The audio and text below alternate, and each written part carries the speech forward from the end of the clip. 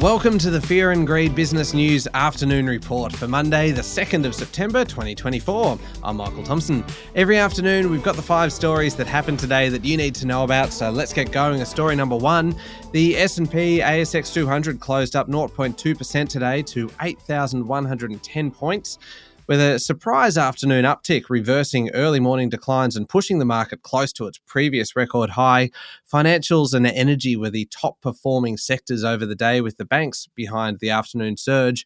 Gold, metals and mining materials all fell pretty sharply, with drops in both gold and the iron ore price weighing on the market. Jewellery company Lovisa Holdings bounced back a bit today as well, with shares up 3.1% after seeing quite a drop at the end of last week amid concerns about discretionary consumer goods despite solid results. Bellevue Gold fell 9.1% after posting results, followed by Red 5 down 7.4%. Dreamworld's owner, Coast Entertainment, suffered a share price fall of 1.9%. It followed news that an animal handler was bitten by a tiger at the Gold Coast theme park, and REA Group put a halt to trading this morning as it announced it's considering making a move for London-listed online property portal Rightmove, which is the top residential listing service in the UK. After resuming trading, shares fell 5.3% over the day. On to story number 2 now. The Star Casino, Star Entertainment Group, has been suspended from trading on the ASX after the Star received its copy of a review from the New South Wales regulator into its operations late last week. It held off publishing its financial results and went into a trading halt. It then failed to post results today, and the ASX stepped in and suspended securities for falling behind the due date. There is not yet any date for when the suspension will lift. The Australian Financial Review reported that over the weekend, Star's executives were looking for ways to relax debt obligations, and that without a way to raise capital or move past this episode, it may face being put up for sale. On to story number 3. September has been off to a rough start after a record-breaking hot August. One person has been killed and more than 100,000 Australians left without power as wild weather lashes the east coast on the weekend and today.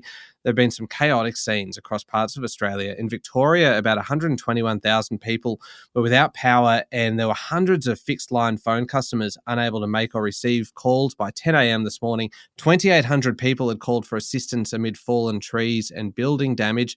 Just across the border at Moama in New South Wales, a woman was killed when a tree fell on a holiday cabin.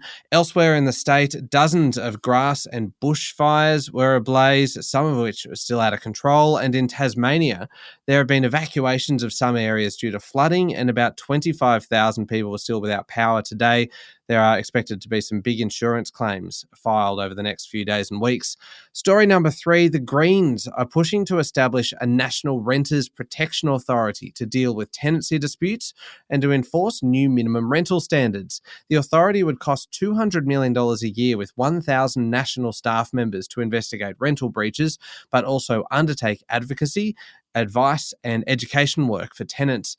It would be able to levy fines of up to $18,780 against real estate agencies and instant fines of more than $3,700. The idea is that this authority would actually replace tribunals in states and territories that are regularly backed up with these kinds of cases. The Greens are also pushing for a 2-year rental freeze, 2% per annum caps for rent increases, and the right to have an option to access 5-year leases and guaranteed renewals. And finally, story number 5, X has officially gone offline in Brazil after owner Elon Musk chose not to comply with the country's laws. It's left millions of local users locked out of the social media platform. The Supreme Court in Brazil had ordered X to scrap anti-democratic and far-right voices from the service following major upheaval locally. Musk refused and missed a deadline to name a new local legal representative after closing its Brazilian office in August. Now, locked out Brazilians have been flocking to rival Blue Sky, according to The Guardian, which has racked up an extra 500,000 users over just 2 days. This number may yet skyrocket, with X having had 22 million users in Brazil. There has been a backlash against the Brazilian Supreme Court, though, and it's likely that this will be an evolving story.